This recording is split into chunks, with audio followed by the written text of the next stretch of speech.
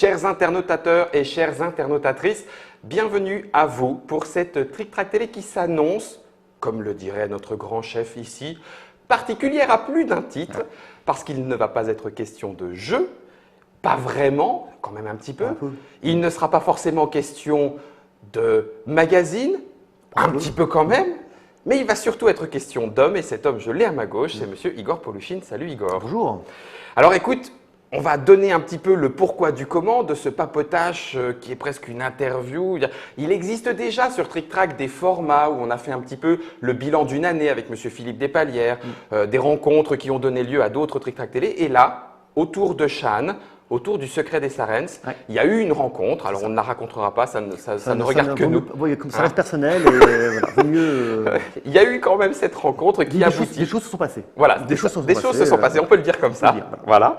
Et on s'est dit que tu as quand même un parcours tout à fait particulier, alors pas à plus d'un titre, c'est le tien d'une part, mais aussi dans ce multi-tableau que peut y avoir les magazines, le jeu de rôle et le jeu de plateau. Et on s'est donc dit que ça pourrait être intéressant de revoir avec toi comment tu relis un petit peu toutes ces années. Faire une rétrospective nécrologique en fait. Non, pas nécrologique.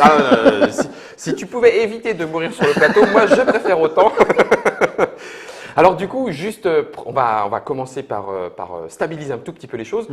Comment est-ce que tu te présenterais là maintenant tout de suite aujourd'hui? Moi, mon métier vraiment, c'est directeur artistique. D'accord. C'est vraiment la boîte dans laquelle je rentre le mieux et dans laquelle là, je rajoute même tout terrain.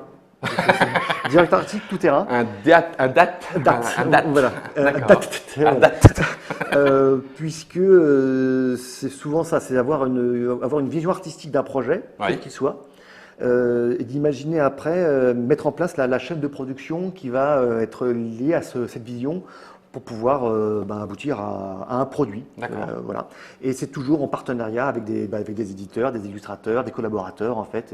Et c'est ce travail d'échange en fait, moi qui me passionne en fait, qui est au centre de ma vie. C'est l'échange. Et tu es dans quelle boîte? On va rester pour l'instant sur le niveau professionnel. Je suis chez Ori Games. 2015, Ori Games.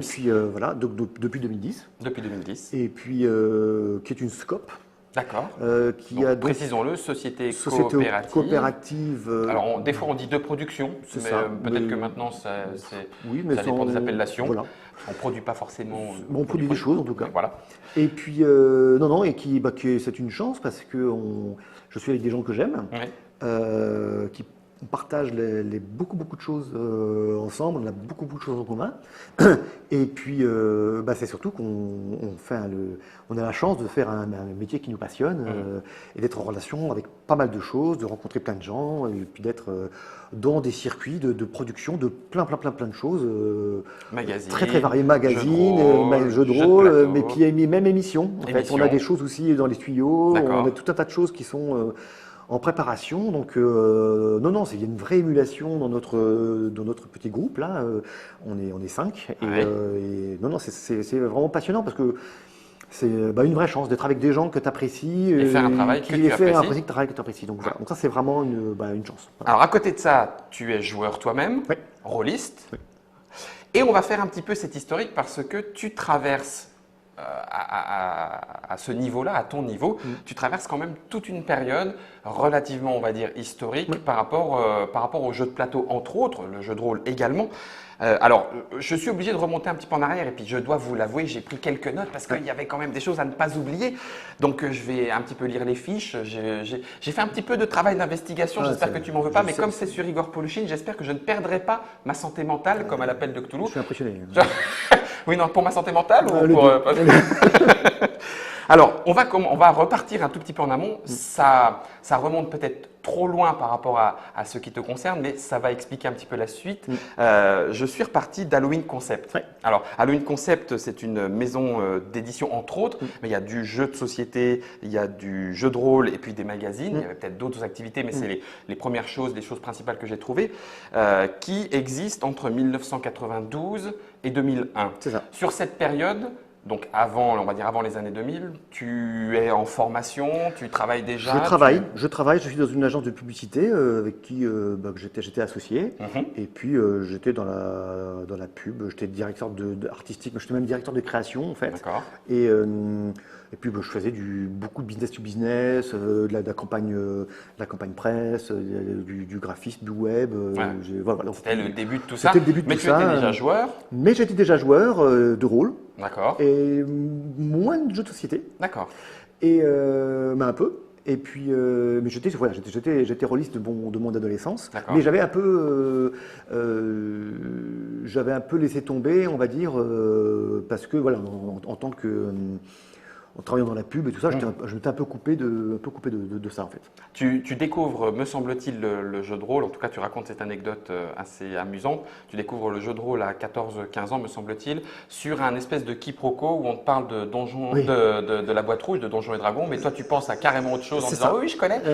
C'est le contraire, c'est qu'en fait je dis je connais Donjons et Dragons et donc je montre une boîte, c'était à la base un espèce de petit donjon en plastique avec des petits quadrillages et des petits murs orange que tu mettais, un truc un peu électronique et tout ça. Et je m'aimais bien, j'étais tout fier de mon truc. Et en face, justement, c'était le fameux Franck Michaud, avec un ami de longue date, et qui me dit, je lui dis, moi je connais Donjons Dragons. Il me disait, ah super, génial. Et quand il a vu le truc, voilà, il me dit, alors il était très poli, mais c'était pas du tout ça. C'est pas ça Donjons et Dragons. Donc, et c'est lui qui m'avait appris, du coup, il m'a initié. Alors pour revenir sur Halloween Concept et ses débuts, il y a me semble-t-il, une volonté forte, et pourtant nous ne sommes encore que dans les années 90-2000, de proposer des éléments, donc entre autres avec Guillaume Gilnave, Monsieur Loiselet, je ne me trompe pas, et puis Guéraud, qui est une des parties du couple Ange, l'auteur et dessinateur de bande dessinée. Il y a une envie forte de proposer des choses en lien entre un univers et des illustrations type bande dessinée. Complètement. C'est vrai que Monsieur Loiselet se retrouve du coup avec les magazines Lotus Noir, Baudeuil, Pavillon Rouge, L'Enfeust Mag, Suprême Dimension, qui sont dans l'univers de la bande dessinée. Mais en fait, lui-même était et est maintenant surtout scénariste. D'accord. Et donc il a toujours un lien très fort avec la bande dessinée, l'histoire et le visuel aussi. Donc, et puis Guillaume aussi, lui a toujours eu une espèce de volonté, enfin de plaisir et de goût pour la bande dessinée. Donc, c'était vraiment un truc qui était assez fort, et donc du coup un certain goût d'un certain type de graphisme, on va dire, mais qui faisait que, ils étaient dans leur cet univers, dans ce mariage d'univers. Ils avaient développé, notamment, je crois, un jeu de rôle pour les légendes des contes oubliés. Oui, tout à fait. Et donc c'était Halloween à l'époque qui avait travaillé sur le design, donc c'était Hervé qui avait travaillé sur le graphisme, le design de ce jeu de rôle en fait, et pour les éditions Delcourt, je crois, à vérifier. Mais oui, c'était dans la liste des jeux de rôle, et il y en a et des prestigieux, en tout cas dans le milieu du jeu de rôle français, puisque on a Toan. Qui est il est dans la liste des travaux menés avec Halloween Concept. Je sais pas. Polaris Prophétie. Alors voilà, ça oui. Polaris Prophétie, qui est de Julien Blondel, qu'on retrouvera ensuite dans Vermine après. ElfQuest et donc Shan ensuite. Dans le jeu de société, on a des noms aussi un peu prestigieux, puisqu'on retrouve le jeu de cartes à collectionner d'INS, Intervention Divine. Absolument. Donc c'est quand même pas rien. Le Il était une fois, qui est en tout cas de mémoire, un des premiers jeux à vouloir faire raconter des histoires avec un jeu de cartes. Donc c'était un tout début. Pirates des Caraïbes, qui est illustré par le dessinateur de Golden City. Donc c'est encore un pont qui se fait entre le jeu de société et je crois que le jeu était de Timbre Poste, qui après a été rédacteur en chef de Lotus Noir. Enfin voilà, donc on se retrouvait encore. Il y avait des équipes comme ça qu'on retrouvait qui tournaient autour de ce pôle-là, quoi. Et puis un jeu que tu connais particulièrement bien, puisque c'est un petit peu aussi son début, Croix. Alors, c'est ce qui m'a fait rentrer dans le truc. Alors en fait, je suis rentré par Shan en fait. Hein. D'accord. C'est vraiment Shan qui a été ma porte d'entrée, on va dire, dans cet univers-là. Oui. C'est comme ça que j'ai rencontré Guillaume Génave. Et puis, donc c'est vraiment par Shan où j'étais arrivé avec mon tout sous le bras. Je l'ai présenté et puis ils ont été OK pour le distribuer. Tu avais fait une expérience en Afrique et quelqu'un, celui que tu remplaçais, connaissait. C'est encore une histoire de rencontre. Je remplace quelqu'un qui connaît et puis du coup je rencontre cette personne qui le connaît. Exactement. C'était Frédéric Vidal. Ça fait un an que je t'attends. Exactement. Frédéric Vidal que j'avais remplacé en Afrique. Ouais. Et puis avec qui je vais parler un peu de ce que je faisais, tout ça. Lui-même était dessinateur et scénariste de BD. Et puis et donc voilà, et en revenant en fait, le fameux Hervé Loiselet, qui connaissait donc très bien Frédéric Vidal, me disait en gros voilà, ça fait un an que je t'attends parce qu'il en avait entendu parler avant, etc. Donc c'est très marrant. Donc les rencontres qui provoquent cette arrivée. Alors malgré tout, c'est là où on va arriver à beaucoup plus de ton histoire et je vais te laisser prendre le relais. C'est le 2001 Halloween Concept s'arrête puisque finalement un des derniers membres fondateurs décide de mettre fin au projet, mais c'est la naissance de Darwin Project, de 2001 à 2005, et toi tu arrives professionnellement, on va dire, c'est ça, en 2002, donc quasiment pour travailler, pareil, directeur artistique. Exactement, c'est que avant en fait, Shan et Croix, je les avais fait alors que j'étais en parallèle de mon métier en fait. Oui. Et puis donc quand Darwin Concept s'est mis en place, Guillaume du coup m'a dit écoute, maintenant tu vas arrêter tes bêtises, tu vas travailler pour de bon. Travailler pour de bon, vraiment faire des trucs qui t'intéressent, arrête de faire de la pub, voilà, donc viens chez nous. Voilà, donc j'hésitais un peu, je savais pas trop comment c'était, voilà, et puis j'ai plongé et tu ne le regrettes pas. Au contraire, c'était une vraie transformation en fait, du coup, je pouvais le temps que je dépensais à travailler en dehors de mes heures de travail, je ne le consacrais plus à ce que j'avais envie. Donc c'était vraiment ta vraie vie en fait, elle était ma vraie vie. Exactement. Il y a un petit canard, c'est qui dit je suis un petit canard. En fait, je suis un cygne. Je peux être un cygne en fait. C'est génial. Voilà. Soyons fous. Alors du coup, on est dans ces années où est-ce qu'on peut l'appeler comme ça? Je pense que oui. Le renouveau du jeu de société moderne, ou en tout cas un départ fulgurant arrive avec les premiers Catan, les premiers Carcassonne, etc. Tu disais que tu étais plus rôliste que joueur. Malgré tout, c'est vrai que tu crées Croix, qui est un jeu avec les petites grenouilles qui vont découvrir l'étang et essayer de croquer les reines adverses. C'était un flash. C'est vraiment un flash où je jouais au mémo avec mon aîné, qui à l'époque, du coup, était tout enfant. Puis j'avais des petites grenouilles à côté. Et puis en jouant au mémo, en fait, à un moment, je sais plus pourquoi, je me fous une grenouille sur un truc et je dis tiens, ça serait marrant que ça rebondisse. Et puis il y a eu vraiment un truc la notion de retourner, de mettre la grenouille dessus, qui m'a fait un flash en fait. Et puis en un week-end, j'ai fait le proto, j'ai présenté à Guillaume, et qui alors lui, c'est un Spock du jeu, Guillaume. Tu lui mets n'importe quoi, il va te l'analyser en 2 secondes, il va toujours gagner, de toute façon il gagne toujours, et trouver qu'est-ce qu'il faut faire pour l'améliorer, etc. Donc tout de suite, comment l'amener encore plus loin. Moi, je l'imaginais à qui je jouais à 2, il me dit tiens, regarde, on peut jouer à 4 en faisant ça, clac, et du coup, pouf, et il dit on va le faire. Ah bon, d'accord. Faisons-le, d'autant plus que il existe encore. Enfin, je veux dire, en termes de longévité, c'est quand même un jeu qui se retrouve tout le temps dans les festivals, etc. Distribué après par différents, justement.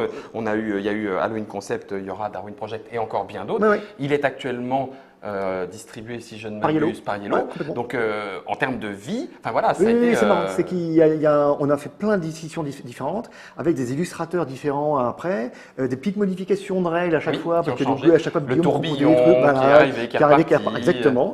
Là, on a développé avec le coup des fonds où on a le danger en fait il y a des fonds avec des brochets avec brochets ou sans brochets. Super sympa. Voilà, tu peux gérer ton risque. Moins de hasard. Tu peux décider de soi-même. Tu n'y vas pas. Donc ça, c'est intéressant. Je me suis laissé dire, tiens, alors puisqu'on en est à Croix, on va aller jusqu'au bout de la chose. Tu crois? Oui, il y a une histoire de jeu avec un plateau. Voilà. Croix. Alors ça, c'est dans les tuyaux, absolument. Alors.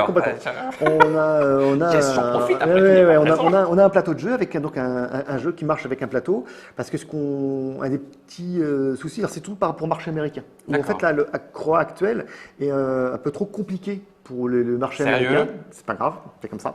Mais le truc qui est un peu fastidieux, c'est la mise en place.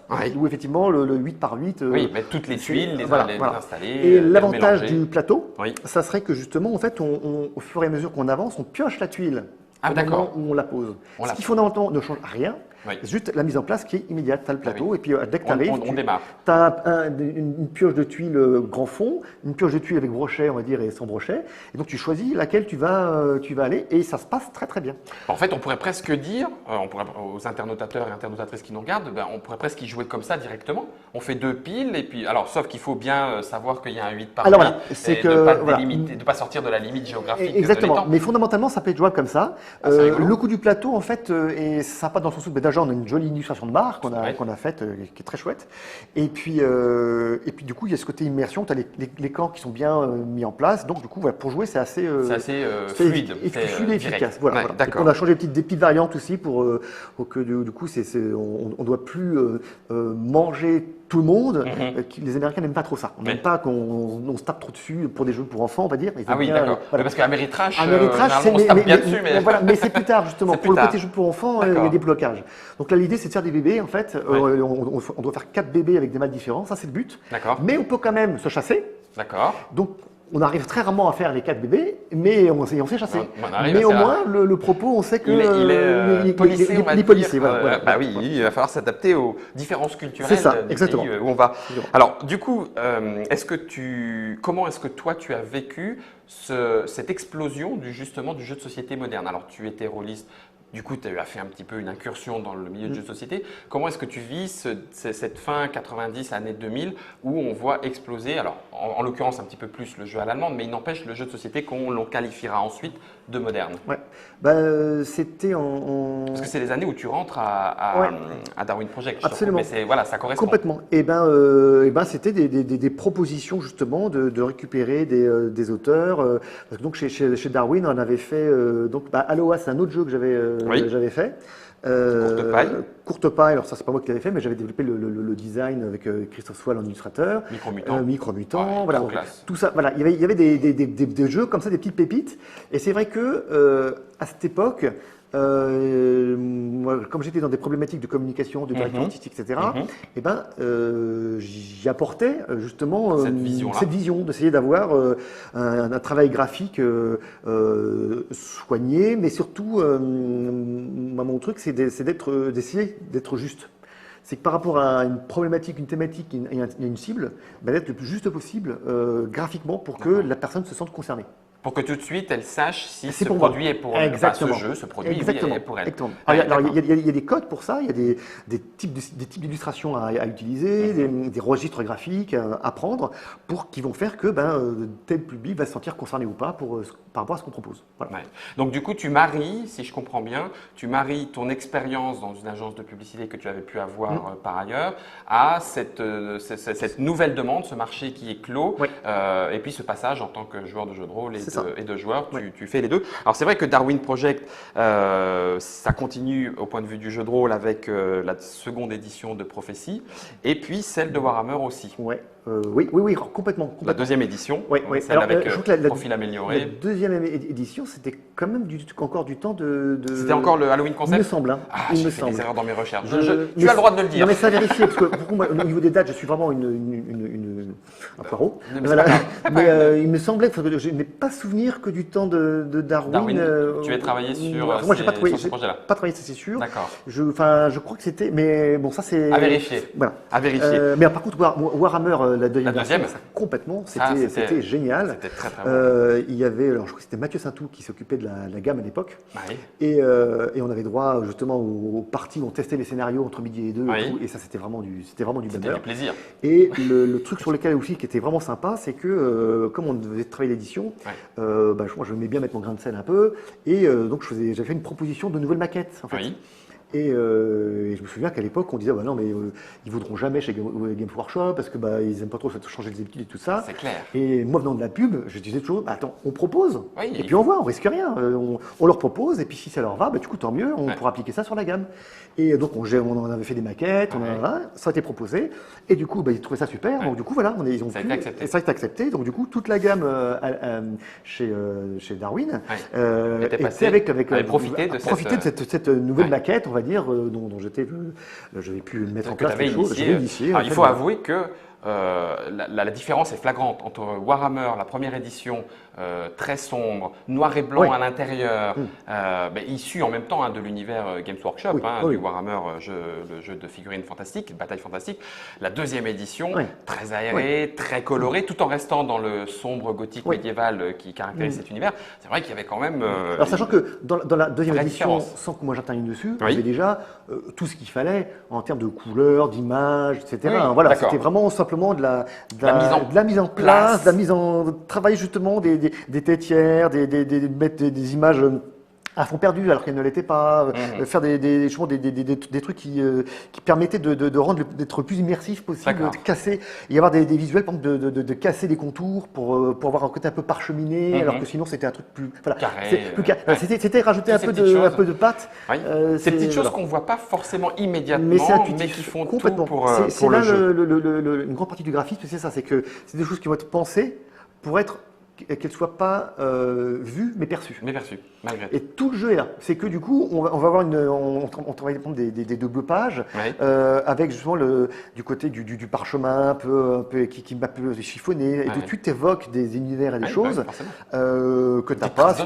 Exactement. Pour la partie bestiaire, la partie bestiaire, justement, vous étiez sûr, il y a carrément eu, on avait des petites traces de sang par des endroits. Ça va connaître le côté un peu trash, on va dire, un peu manuel. Le carnet de croquis du chasseur. Exactement. Je vais rien inventer, c'était utilisé dans plein d'autres trucs. Mais c'était mis au service du jeu de rôle en l'occurrence. Est-ce que tu as travaillé sur les magazines que créait Darwin Project? Alors, moi j'ai noté Lotus Noir, Backstab, Maniac, Codex Arcanum. Alors, complètement. C'est que, oui.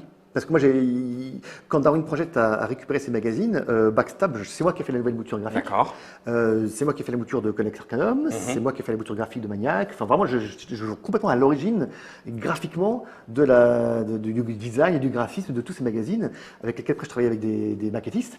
Et puis, donc moi, je travaillais les gabarits de base, et puis après, je faisais le suivi avec les maquettistes pour vérifier que, parce qu'il y a des fois des trucs qui peuvent marcher pour 2 pages, puis quand on a 10 à faire, c'est pas évident. Donc, il faut que les maquettistes aient tous les outils pour pouvoir justement, eux, après, être à l'aise, tranquille, adapter les trucs facilement. Donc là, la difficulté était là, en fait. Alors, Codex Arcanum, en plus, en son temps, avait les petits goodies, des petites à découper, à monter, l'univers de l'Héroclix, avec la campagne avec Thanos, il y avait des trucs de fou. Donc, tu étais dedans.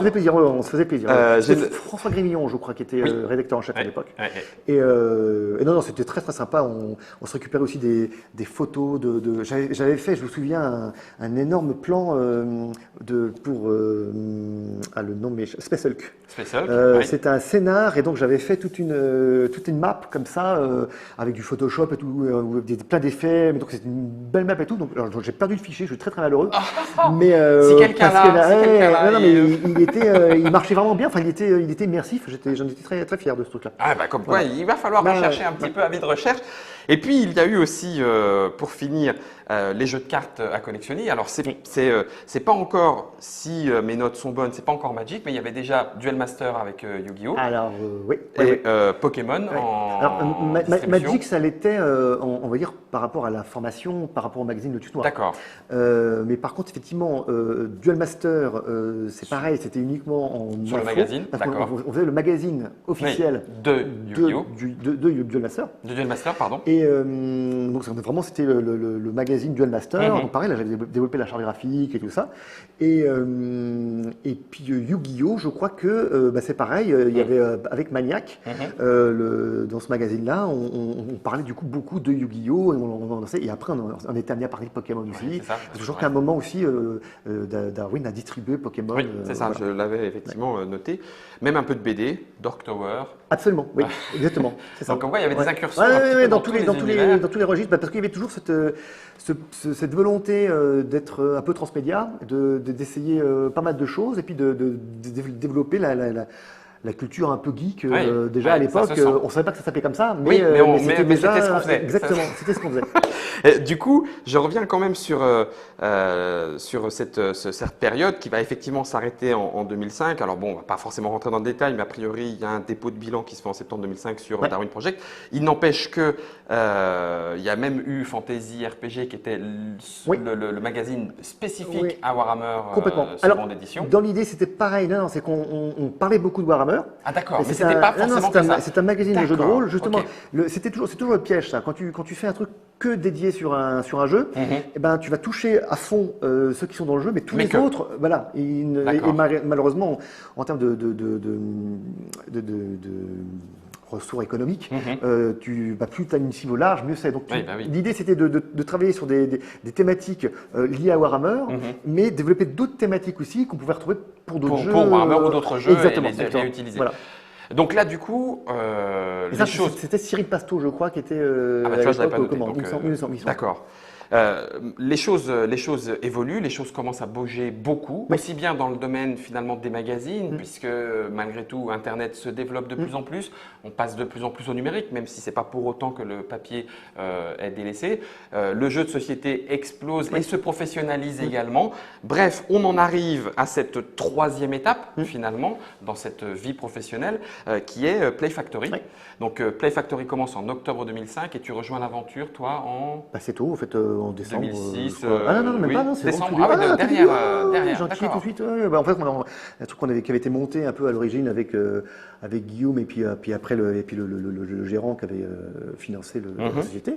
Et puis c'est parti très vite parce que la société avait récupéré du coup les actifs, je crois, de Darwin, et ce qui a permis donc de développer très vite des projets. Déjà, oui. Et oui, parce que il était une fois Guillotine, Proa. Malgré tout, il y a quand même des nouveautés puisque j'ai noté Roborally et Le Grand Dalmouti qui sont deux jeux phares de Garfield, de Richard Garfield, de l'auteur de Magic. C'est quand même pas rien non plus. Et il y a même un double en 2009 qui débarque. Absolument. Donc voilà, c'était quand même une belle très chargée et puis une très belle progression vraiment. Enfin, il y a vraiment eu un âge d'or qui était fabuleux. En une année, on avait fait un stand qui était vraiment la société n'existait pas et en un an, on avait proposé 15 000 trucs. Enfin, c'était vraiment impressionnant. C'était très fort, très riche, très belles expériences. Donc toi, là, si tu le racontais maintenant avec ce côté histoire, tu te places comment? Ça y est, maintenant tu es joueur, tu es à fond dans le milieu, tu surveilles les sorties des autres éditeurs, tu y joues. Comment tu te… Je reste un peu dans mon monde quand même, mais par contre je suis joueur, j'adore tester tous les jeux effectivement, et puis tout le côté jeu de rôle et jeux de société, vraiment je suis de plus en plus impliqué dedans effectivement. Et puis je cogite à plein d'autres systèmes. Enfin, je suis vraiment tu restes créatif. Je reste là-dedans quoi. Est-ce qu'il y a déjà un côté internationalisation? Est-ce que vous commencez déjà à bouger, Essen, New York Toy Fair, etc. Ouais, c'est surtout Guillaume qui lui se déplace beaucoup. Moi pas trop, parce que c'est pas trop mon truc. Et je suis plus en backstage, on va dire, et je pas trop effectivement. Alors de temps en temps, j'ai quelques salons où maintenant avec Shan, je bouge pas mal en convention et tout ça, mais pas trop loin. Comme voilà, j'ai une famille et tout. Et ça te convient comme ça. Ouais, voilà. J'essaie vraiment de ménager, me ménager du temps pour pouvoir vraiment l'être le plus possible avec ma famille et puis voilà. Parce que souvent, tu préserves aussi cet équilibre vie privée, exactement. J'ai toujours faire attention à ça et tous mes développements en fait qui sont en dehors de mon métier. C'est entre 10h du soir, une fois que tout le monde est couché, et puis 3h du matin. C'est un peu plus à toi. C'est ça. C'est mon moment. Je dors pas trop, mais j'ai mon moment à ce moment-là où je peux en profiter. Je fais tous mes projets, tous mes trucs quoi. Tu passes à Donjons et Dragons 4. Alors voilà, ça c'était génial parce que c'était surtout avec Arnaud Cuidet. Arnaud Cuidet, que là, qui fera d'ailleurs Dragon Rouge. C'était une expérience fabuleuse, ça. C'était vraiment fabuleux. Parce qu'on était dans une ferveur créative magnifique, portée par Donjons Dragons. En fait, qu'on ait pu récupérer le jeu et tout, c'était vraiment chouette. Et puis moi, j'étais rentré vraiment à fond dans le système, tout ce côté hyper équilibré, etc. M'avait vraiment beaucoup séduit. Oui, à tel point que tu le proposais pour Shan. Tu l'avais envisagé pour Shan. Complètement. Moi, je me suis dit vraiment, il y a vraiment quelque chose. Après, effectivement, à pratiquer, il y a un côté usine à gaz qui qui devient un peu lourd, quoi. Dès que tu commences à monter vraiment au niveau, tout ça, à gérer tout. Bah, ça devient, faut être polytechnicien, quoi. C'est ça. Donc, alors autant Arnaud, lui, il arrive à gérer 15 tables, 10 personnages en même temps, et puis à dire, non, tu as plus 1, toi tu as plus 8, et toi tu as moins 2. Autant moi, là, j'étais là, ok, je jouais, quoi. Je n'étais pas maître du jeu à Dragon 4. Mais il y avait un aspect qui me plaisait bien, et c'est surtout que ma grande découverte, c'est ce que m'a fait découvrir Arnaud, pour le coup, c'est que dans la première édition de Chan, le système de jeu, j'explique que, en gros, ça sert à rien, c'est juste là parce qu'il en faut un. Pour donner un squelette aux Mais aventures voilà, qu'on va vivre. mais en gros, chacun fait ce qu'il veut. Ouais. Alors qu'en fait, non, le système de jeu, en fait, peut être vraiment porteur d'émotions. Ouais. Et ma révélation, elle est là. En fait. C'est ce sur Chan Renaissance. Complètement. C'est vraiment ce que j'ai tenu à insuffler dans Chan. C'est que justement, on a un système alors, qui est vraiment défini et qui est là pour justement permettre tout un tas de sortes d'actions. Le fait qu'un artisan soit aussi intéressant à jouer qu'un artiste, ou qu'il y ait beaucoup de laissés pour compte dans d'autres jeux, là au contraire, ils sont bourrins. Ils sont jouables. Et l'artiste est bourrin dans Chan, par exemple. Mais surtout, c'est qu'effectivement, la gestion d'achat, du pôle de dés, etc., cette manipulation, alors qui vient du jeu de société pour le coup, c'est que d'avoir beaucoup joué aux jeux de société, il y a une interaction très forte entre le matériel et la projection, les règles. Ouais. Et il y a une espèce d'équation entre manipulation, projection, émotion, qui fait que c'est ce qui va faire que tu vas avoir un jeu dans lequel tu vas rentrer dedans et puis tu vas participer à quelque chose, vivre un truc, où tu as des jeux, tu fais juste des trucs. Je ne vais pas citer de jeux, pas me faire d'ennemis, mais il y a plein de jeux très connus qui marchent très bien, mais où au final, tu fais des trucs, mais c'est pas pour autant que tu t'amuses. C'est pas forcément, ou en tout cas, alors après, j'imagine que certains joueurs peuvent s'y amuser. Alors, il y a un petit article du MOPS très bien fait qui montre que finalement, le jeu est plutôt dans le joueur que dans l'élément extérieur. Absolument. On peut s'amuser à résoudre un tableur Excel très froidement, du Sudoku, si on peut le dire comme ça. Oui. D'autres n'y trouveront pas d'amusement parce qu'il n'y a pas ce côté imaginaire développé, invention, aventure. Bon, c'est vrai qu'il y a… sans passer par là, simplement des mécaniques de base qui vont être je retourne un truc, il se passe quelque chose, je pioche une carte, qu'est-ce que je vais avoir tu savais pas, clac, je te lance ça. Et ce côté, ce que j'appelle poète-poète, qui fait que du coup, quand tu mets du poète-poète dans un jeu, c'est ce qui fait que du coup, tu vas avoir Je ne jouerai plus à Chan de la même façon. Voilà, tu vois. Attention, je lance des poète-poète. Exactement. Mais c'est ce qui va faire que tu vas créer une dimension émotionnelle en fait dans ce que tu es en train de faire. Dans le lien avec le matériel, avec l'histoire, avec l'histoire du jeu. Et on en arrive à cette actualité, ce qui est maintenant ton travail. Donc c'est septembre 2010 avec la naissance d'Ori Games. Ouais. Alors quel est le but, quelle est la fonction d'Ori Games? Quel est l'objectif? Alors justement, au début, on était dans le magazine. Oui. Donc on faisait Lotus Noir, on faisait un magazine sur Yu-Gi-Oh! Donc on a lancé vraiment Ori Games comme ça. Et puis après, c'est péter les genoux. Il y a eu un vrai problème. Donc on a dû se réinventer très vite. On était déjà en lien avec Yellow, on avait commencé déjà un peu le travail de packager ludique qu'on avait mis en place. Donc du coup on l'a intensifié pour pouvoir justement… Réorientation, exactement. Donc on continue les magazines qui sont toujours une source de chiffre d'affaires, mais on a développé beaucoup plus d'autres activités pour avoir nos œufs dans plusieurs paniers en fait. Et continuer de travailler sur plusieurs domaines. Donc aussi bien le jeu, le packaging, son développement, éventuellement même vous participez au développement visuel, même parfois aux illustrations pour les jeux. Ah mais c'est ce qu'on fait. C'est ce que vous faites. C'est ce qu'on fait. Illustration, graphisme, mise en place. Quand on se présente comme packager ludique, c'est vraiment ça. C'est que on va partir d'un prototype. L'éditeur nous donne un prototype, et puis on a deux manières d'intervenir.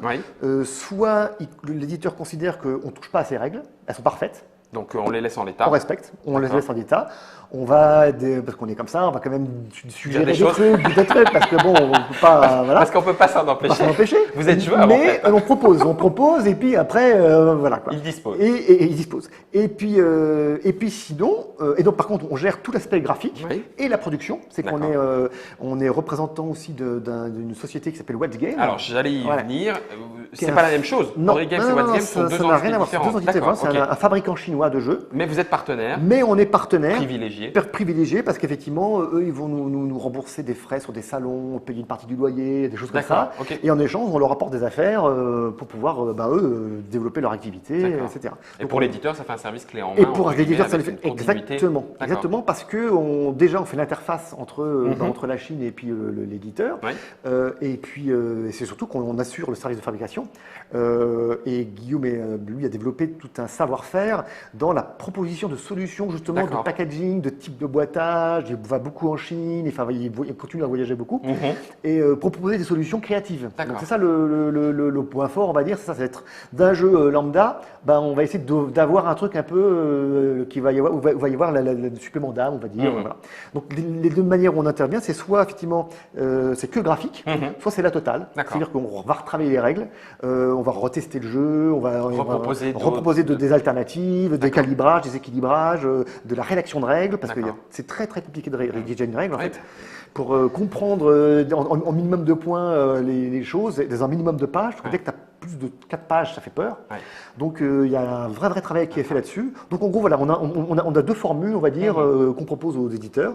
Et puis donc on a notre éditeur partenaire historique, Yellow, qu'on suit depuis le début, et puis avec qui on a encore plein d'autres choses à faire, parce que la relation est vraiment assez forte en fait. On est vraiment très content de comment ça se passe. Et puis plein de nouveaux éditeurs qui nous ont suivis aussi et qui font appel à vous, qui font appel à nous, à nos services. Il finit par y avoir une marque de fabrique Origames. Mais un peu, oui, complètement. Et même un peu Origames What's Game de fait, mais après on est plus sur de la fabrication. C'est plus de la fabrication, voilà. Alors, la question que je pose, un petit peu naïve, j'espère pas trop provocante, c'est que au final, pourquoi est-ce que vous ne deviendriez pas éditeur complètement? Enfin, je veux dire, alors attends, on a fait quasiment toutes les étapes. C'est très drôle. Allons-y. Mais alors, justement, on a été éditeur, justement, puisqu'on a fait Croix, on a réédité Croix. Et puis on a des projets d'autres jeux, mais le problème, c'est qu'on est mauvais éditeur. Ah bon? Bah oui. Parce que comme on Qu'est-ce à dire? C'est parce qu'on met toujours nos clients avant nous. D'accord. Donc du coup, des projets d'édition que nous on devait mener passent toujours derrière. Donc du coup, voilà, on met 2 ans à développer des trucs. Enfin, ça va. Alors attends, juste parce que moi j'ai noté par exemple, j'ai pressenti une future réédition de Micro-Mutant. Ça serait vous? Typiquement. Voilà. Oui, on l'attend. En tout cas, perso. C'est exactement l'explication du truc, c'est que on l'attend nous aussi.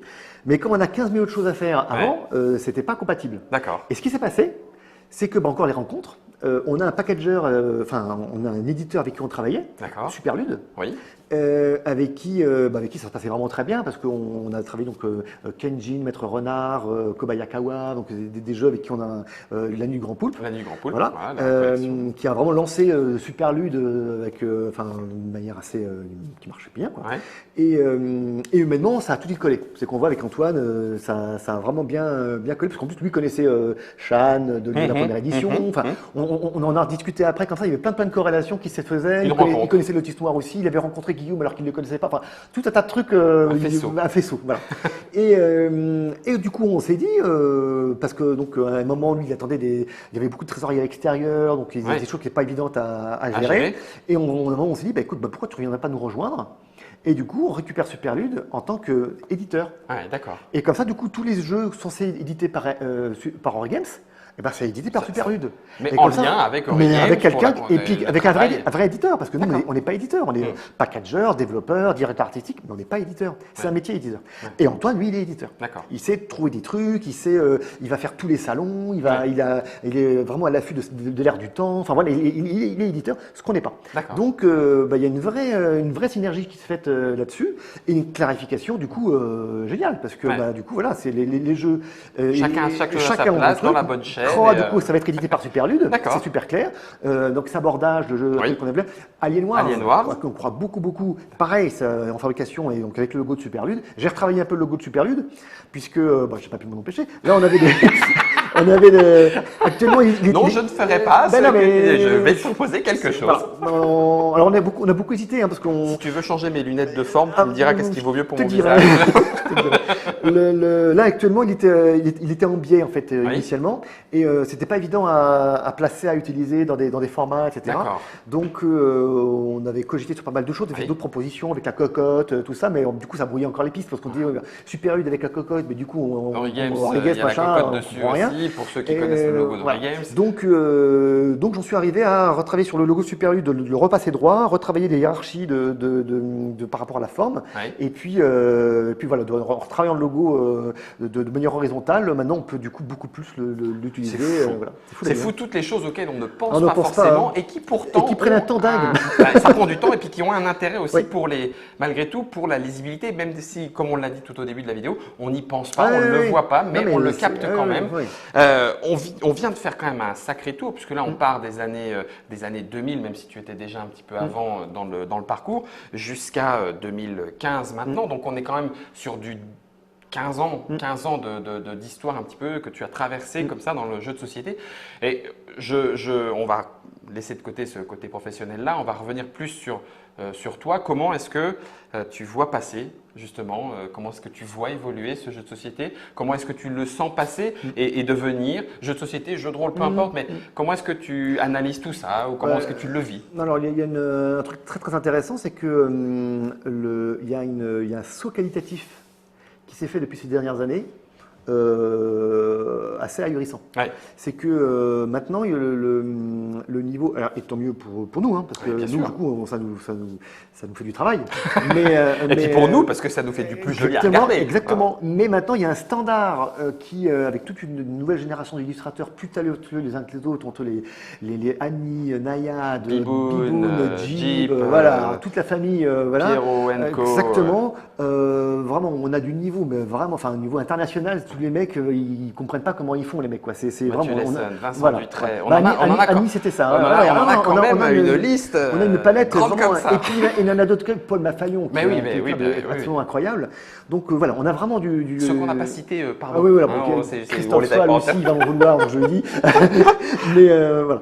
Et puis Nouka, il y en a vraiment énormément. Mais surtout qui constitue un vivier de création français hors du commun. Et qu'à l'international, on commence à nous demander nos services en fait. C'est que maintenant, il y a d'autres pays qui commencent à dire. Vous chercher. Parce que effectivement, il y a une French Touch. Et alors, je parle pas que de Games, je parle vraiment, il y a plein d'autres éditeurs. Voilà, c'est vraiment global, beaucoup plus global. Complètement. Qu'on a aussi, si tu me permets la précision, qu'on a aussi au niveau auteur. Au final, en termes de création de mécanismes ou de mise en relation de différents mécanismes tels qu'on l'avait, il y a effectivement un vrai dynamisme. Il n'y a qu'à voir là dans les Grammy Awards, et compagnie. Tu regardes les Dice Tower, exactement, et puis les Catalans et compagnie, Splendor, voilà, qui font des cartons, qui sont reconnus. Non, il y a un vrai saut qui est fait, visuel mais aussi mécanique. Mécanique, voilà, et qui fait que du coup, je crois bien qu'on est en train de devenir le pays en fait du jeu dans le monde. Ça, faut se le dire. Mais on le dit pas. C'est même pas du cocoricoco, c'est juste un constat que tu fais. C'est un constat vraiment, et que je suis pas le seul à faire.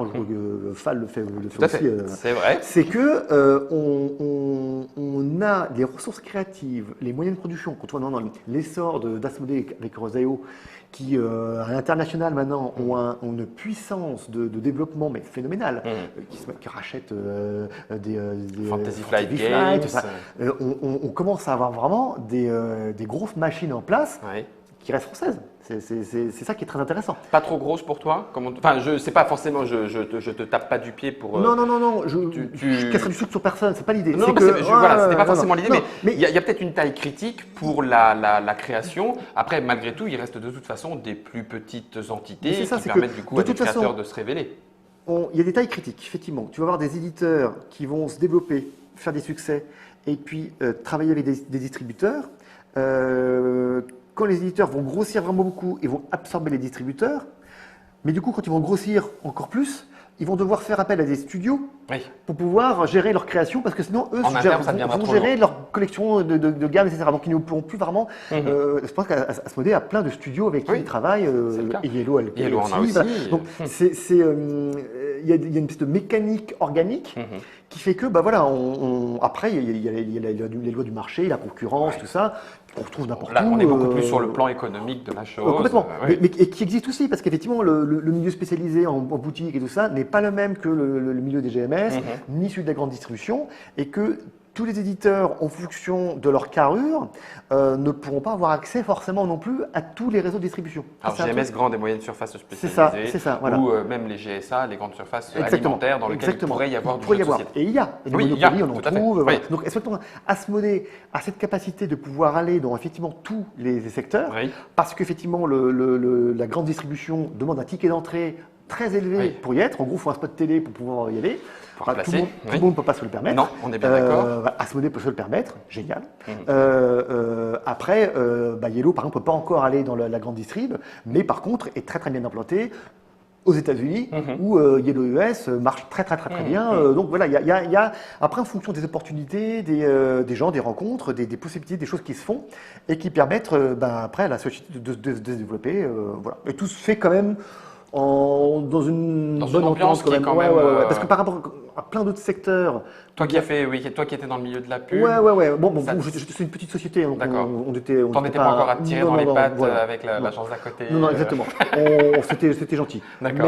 Mais il est clair que par contre, sinon, tu as d'autres secteurs où la concurrence, elle est très violente. Sévère. Très sévère. Donc là, voilà, les choses coexistent. Alors effectivement, quand il y a un acteur qui devient un peu trop important par rapport à d'autres, il faut être vigilant parce que ça peut induire des choses, des comportements, des choses. Puis des craintes, des méfiances. Et des craintes, tout ça. Donc après, il faut expliquer, il faut proposer. proposer. Et puis après, à nous d'être bons aussi pour proposer des bons jeux qui vont marcher, qui vont continuer. Donc ça crée une émulation qui reste saine. Donc il n'y a pas de. Voilà. À quel jeu joues-tu en ce moment ? À quel jeu je joue Quels sont les jeux qui t'auront marqué ? Alors moi, le jeu numéro 1, c'est Risk Legacy. Alors là, pour moi, superbe idée. Voilà. Belle réalisation. Exactement. C'est pour moi la pierre angulaire du jeu, alors qui ne s'adresse pas à tout le monde. Pour le coup. Alors petite précision, Risk Legacy, pour ceux qui ne connaissent pas, donc Risk, c'est un jeu de conquête, et le côté Legacy vient du fait que le jeu évolue de partie en partie et de façon quasiment définitive. Il y a des stickers qui vont être collés, il y a des villes qui vont être détruites, des cartes qui vont être déchirées, vont être détruites également.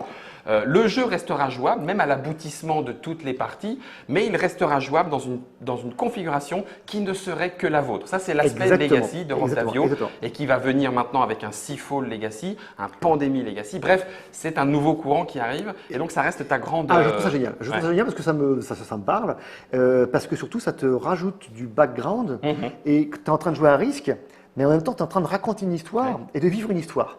Et non seulement tu es en train de raconter, mais après, tu as des stigmates de cette histoire posés avec des curseurs et des choses sur témoins de cette histoire. Et ça va bien parce que tu signes ton nom, tu écris ta capitale. Donc ça, je trouve ça super fort parce qu'on pourrait imaginer qu'après, tu prends le plateau de jeu et puis tu écris l'histoire de ce qui s'est passé simplement. Et tu prends un autre plateau de jeu de quelqu'un d'autre, tu écris une autre histoire. Ça, moi, je trouve ça génial. Voilà, ça me parle. Alors, ce qui est rigolo, je ne sais pas si Igor, tu le ressens de la même façon, c'est que on continue dans le domaine du jeu de société à chercher cette espèce d'entre-deux qui peut-être est introuvable entre un jeu de rôle, quelque chose qui raconte une histoire et en même temps un jeu de société par rapport au temps, etc. C'est à l'heure. Oui, c'est pour ça que je disais. Mais il n'empêche que le Risk Legacy propose lui cette petite solution en disant voilà, vous avez comme une campagne de jeu de société qui raconte une histoire. Alors oui, non, parce que ce qui est très intéressant dans Risk Legacy, c'est que à aucun moment on parle de background et des trucs comme ça. Ça reste hyper factuel. Tout à fait. Donc c'est que les rôlistes qui vont l'imaginer derrière. Non mais tu vois ce que je veux dire, c'est ça. Ils vont se faire leur trip. D'accord, je comprends. Le piège il est là, c'est que c'est la volonté de background et ça, c'est un piège de rôliste. Et il faut en être conscient. J'en suis conscient. C'est que tu as plein de jeux qui n'ont pas besoin de background. On s'en fout. C'est que et justement la tendance de dire tiens on va faire ça, alors du coup on peut rajouter un peuple qui aurait un pouvoir, payer du coup machin.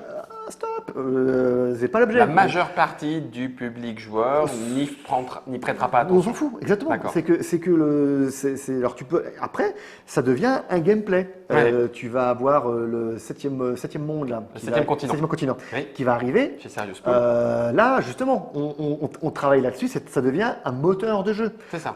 Time Story là de Space Cowboy. On est là-dedans aussi. On est dans de l'histoire qui devient du gameplay. Donc ça c'est cohérent. D'accord. Mais vouloir plaquer du gameplay ou de l'histoire sur un jeu avec des lapins qui broutent, pas forcément. Enfin, c'est l'écueil est là. C'est de vouloir mettre du storytelling partout, ça marche pas. Nous, notre boulot, du coup, c'est ça. Ça va être du coup de dire à un éditeur qui va venir, alors voilà, ça va se passer dans une station spatiale parce qu'il y a Sirius 24 qui est le fils de machin de bidule, etc. Alors on s'en fout. Je t'arrête tout de suite. Ça, voilà. C'est juste un jeu de placement et de mouvement. Bon, alors on va peut-être s'arrêter là. Exactement. Notre boulot, il est là. C'est vraiment de dire, à un moment, attention, à qui tu t'adresses, pourquoi tu veux faire les choses, comment, d'où ça vient, d'où est venue cette idée, parce que ça se trouve, c'est peut-être l'idée en soi est bonne, mais l'origine est mauvaise, ce qui fait que du coup, elle colle pas avec le reste. Enfin, c'est de décomposer en fait tous les processus créatifs qui vont faire qu'après, on va réorganiser les choses pour les amener à un truc qui soit cohérent et juste. Voilà. Le mot de justesse, c'est assez important. Ouais. Tu as d'autres projets de création personnelle de jeux? Alors pour l'instant, il y a Shan, moi je suis bien à fond dedans. Le jeu PHP, par exemple, qui est une phase à venir, où on est encore en développement dessus et tout ça. Non, il y a vraiment des choses. Voilà, donc ça risque de prendre un petit peu de temps. Voilà, ça va prendre un peu de temps. D'accord. Après, on a des projets justement un peu audiovisuels là avec Ori Games, donc Vincent Vandelli, donc un de mes amis qui travaille à Ori Games, qui travaille de partenariat, communication, qui s'occupait du Trick Track Magazine. Donc là, on a un projet qui s'appelle Arena Masters, qui là serait un projet de Web TV.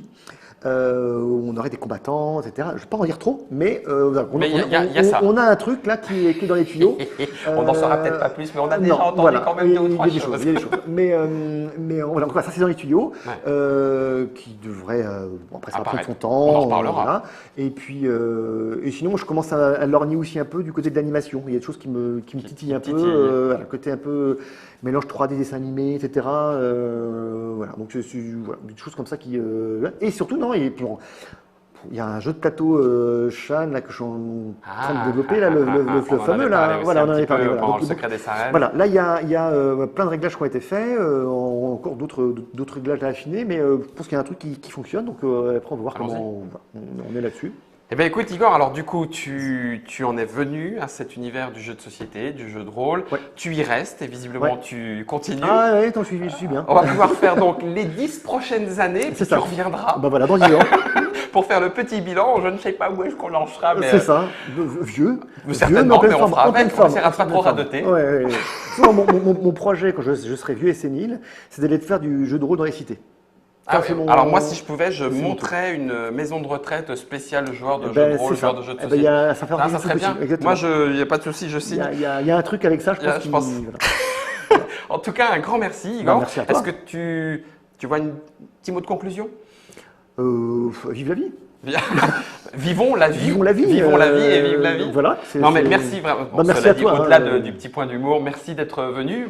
Évoquer ce parcours-là, évoquer le monde du jeu de société, le monde du jeu de rôle à travers toute cette expérience. Et puis en même temps un regard qui est très particulier puisque c'est un regard de directeur artistique, un regard avec la communication, l'illustration et le graphisme. On l'a bien compris. On y en est à pratiquement 1 heure. Non. Je pense qu'on… Si, je t'assure, on est à quasiment 1 heure. À 10 minutes près, peu importe, quoi qu'il en soit, on a fait le tour. On va pouvoir vous remercier, à vous tous qui avez suivi, en espérant que ce genre de petit portrait vous intéresse. Il pourrait y en avoir d'autres parce que des participants, des témoins de cette histoire du jeu, il y en a beaucoup. Oui. Ils ne sont pas tous venus et on va peut-être pouvoir les inviter. Il y en a là encore. Oui, on va le sortir parce qu'il a très très chaud. Merci donc à vous, merci à Note pour la réalisation et on se retrouve dans une autre Trick Track Télé. Alors je ne peux pas vous dire à vous de jouer, mais écoutez, puisque Igor l'a dit, allez, vive la vie, vive le jeu. Hop.